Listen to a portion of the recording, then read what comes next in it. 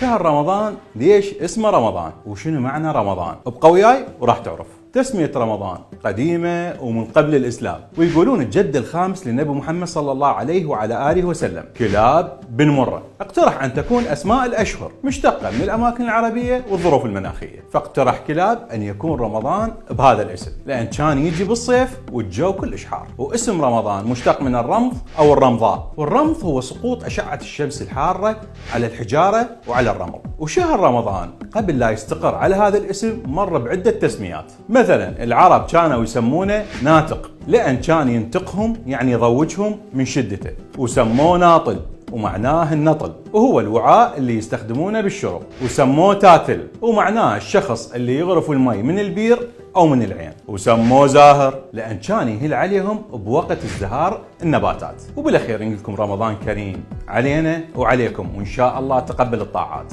أحب أقول لكم باللحظة اللي قاعدين نفطر ويا عوائلنا، أكو عوائل فلسطينية بسبب القصف مدفونة تحت الركام، واليوم كان هنا شهر رمضان. أودعناكم.